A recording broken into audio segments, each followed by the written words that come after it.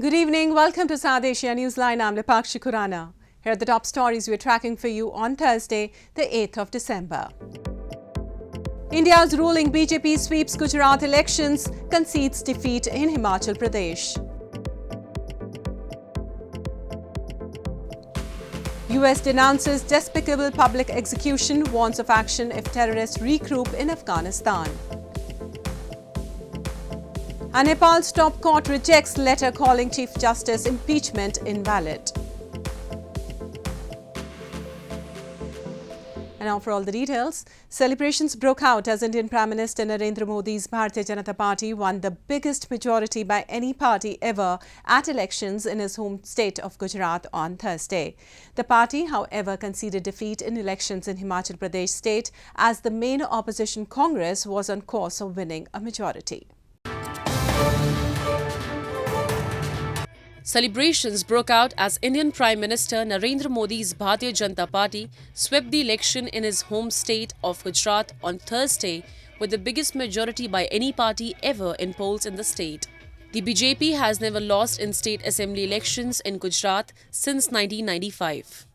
Modi was Gujarat's chief minister for 13 years before becoming prime minister in 2014.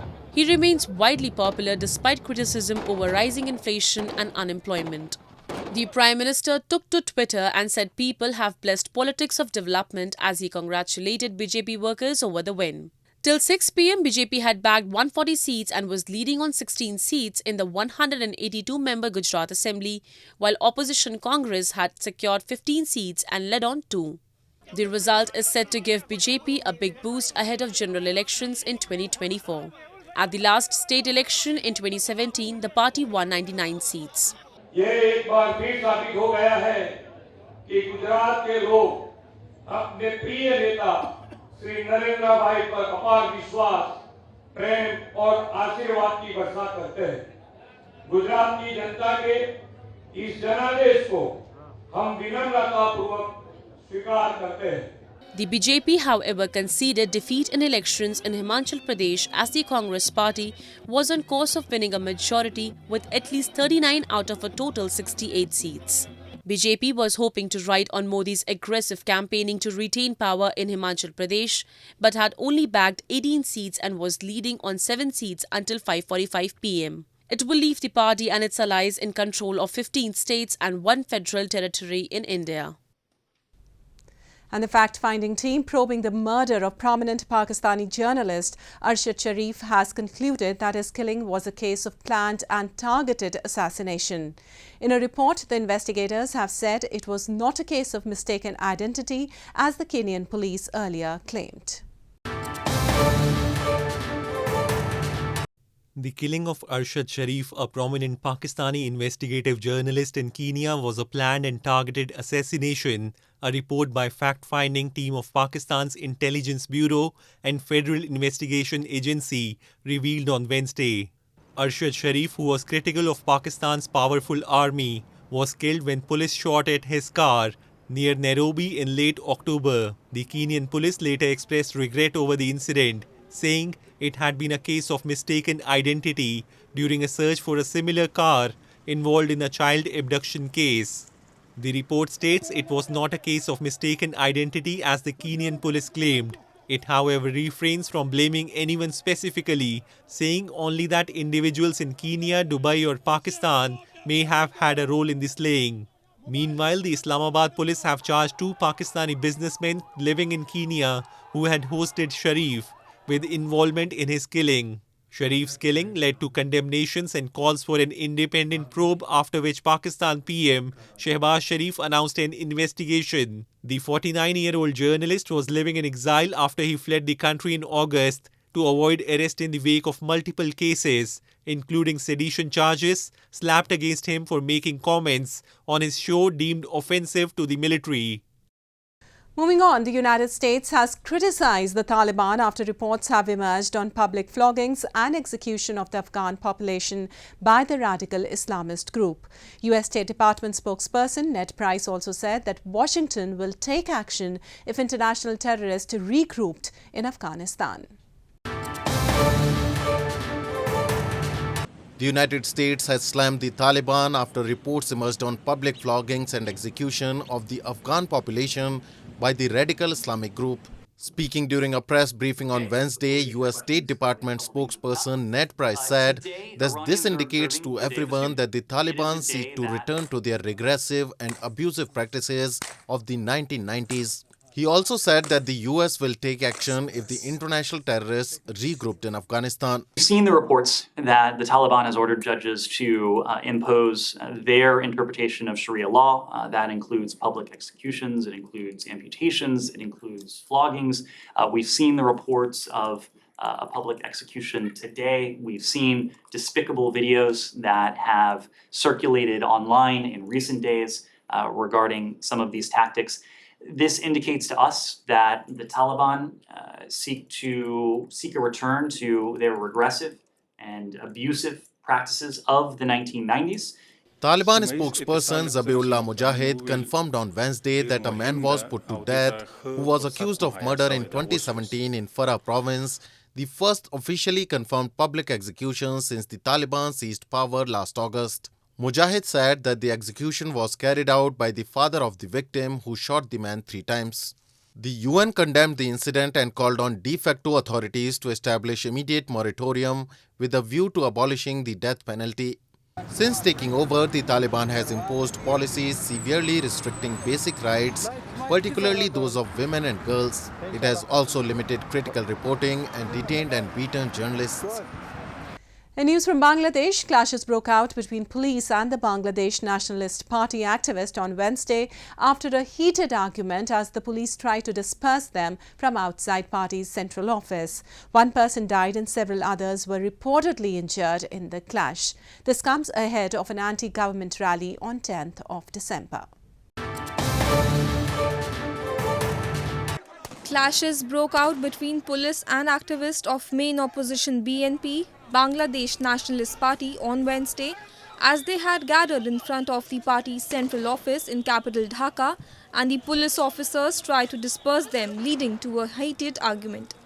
The argument turned violent when police started beating the activists, with BNP workers pelting stone in return, reports suggest. One person died while several others were reportedly injured in the clash.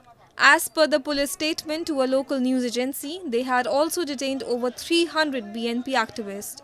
15 unexploded cocktails were also seized from BNP headquarters, police said.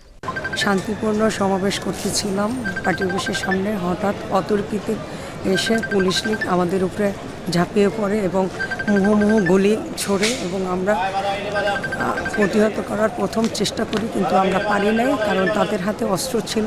সেই অস্ত্র নিয়ে আমাদের অনেক ভাইদের গুলিও করেছে এবং tear shell, তারপর ককটেল, গুলি সবই তারা। The clash comes ahead of an anti-government rally on December 10, which is expected to be attended by BNP Party Supremo Khalida Zia. BNP has announced to hold protests across Bangladesh and demanded immediate release of party workers. BNP has been demanding resignation of Prime Minister Sheikh Hasina and formation of a caretaker government until the next election. A Nepal Supreme Court has sought a response from Parliament General Secretariat over a letter issued by the department annulling the impeachment of Chief Justice Cholendra Shumsher Rana. The suspended Chief Justice has maintained he will not resign and is ready to face proceedings in the Parliament as per the constitutional process. Nepal's Supreme Court on Wednesday evening sought clarification from the Federal Parliament's General Secretary Bharat Gautam over his letter terming impeachment against Chief Justice Cholendra Shumsher Rana inactive. The hearing is scheduled to take place on Friday. The development comes after senior lawyers submitted a writ petition in the Supreme Court urging it not to implement the Parliament Secretariat's verdict as the issue is still under the Parliament's consideration. The writ has argued Parliament Secretariat's letter is illegal and deserves cancellation. In the controversial letter, Parliament Secretary Gautam has argued since election of new House of Representatives has taken place, the impeachment becomes invalid. Chief Justice Rana, who continues to stay under tight security at his government residence, had to undergo impeachment process after 98 MPs registered a general indictment against him, saying that he had failed to check corruption and was against the ruling coalition. In March, the impeachment was tabled in the Parliament and an 11-member recommendation committee was formed. The committee has submitted their commendation to impeach the suspended Chief Justice. The failure to table the recommendation in the House has left the impeachment motion hanging. Rana, who is due to retire on December 13, has maintained he will not resign and that he is ready to face impeachment by the Parliament, which is the constitutional process to remove the Chief Justice. Moving on, Tibetans in exile in India on Wednesday staged a demonstration to express solidarity with Tibetans and the Chinese people who had to face crackdown in China as part of its zero-COVID policy. Beijing has now finally announced easing of restrictions, but the move has led to fears of virus spread. Exiled Tibetans in India's northern hill town of Dharamshala staged a demonstration on Wednesday to criticize China for introducing a zero-COVID policy, which had fueled widespread protest over the world's toughest curbs. Tibetan activists gathered to express their solidarity with the Tibetans and the Chinese people who had been under strict COVID-19 quarantine protocols. Protesters demonstrated with blank paper, symbolizing the absence of freedom of speech, and raised slogans to condemn the Chinese rule, as they believed they were misusing COVID protocols to crush their cultural identity in China. So there's this huge mistrust against the government, their own government as well, in the name of protecting their and safeguarding their healthcare issue and all that stuff. And in the name of zero COVID policy, they are repressing and torturing number of Han Chinese themselves and other community people who are under Chinese illegal occupation. For nearly 3 years, China has managed COVID as a disease on par with bubonic plague and cholera, and as cases spread earlier this year, whole communities were locked down, sometimes for months. However, China on Wednesday announced the most sweeping changes to its resolute anti-COVID regime, loosening rules that curb the spread of the virus, but sparked protest and hobbled the world's second-largest economy. A first-of-its-kind automated teller machine which dispenses gold coins has been launched in India's southern Hyderabad city. People can withdraw gold coins up to 5 kgs by both debit and credit cards to complete their transactions. Have a look.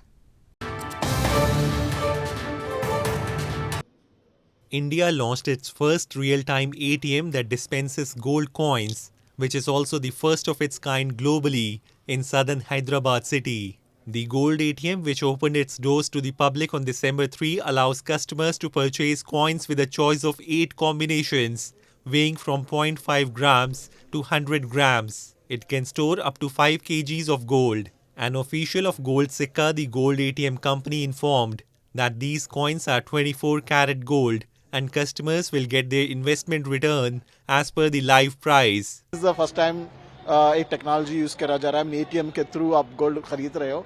It's a unique experience. That too, if it's new and you are the first one or you are the one among the first. So the जो experience होता है ज़रूर, I mean you can't express in the words. The ATM, which was built in collaboration with the Hyderabad-based startup OpenCube Technologies Private Limited, will provide customers 24/7 service. Users can opt for both debit and credit cards to complete their transactions. Experience is good. The entire transaction took less than a minute. So whoever goes for investment, I think this is the best way to take gold, and it is really nice. India is the world's second biggest gold consumer. 2/3 of India's gold demand usually comes from rural areas, where jewellery is a traditional store of wealth. Well, that's all we have for you from South Asia this evening. Now our viewers can watch the show on SouthAsiaNewsline.com. You can also visit us on Facebook.com/SAsiaNewsline and follow us on Twitter @SAsiaNewsline. That's all in tonight's edition. We'll see you same time tomorrow. Good night.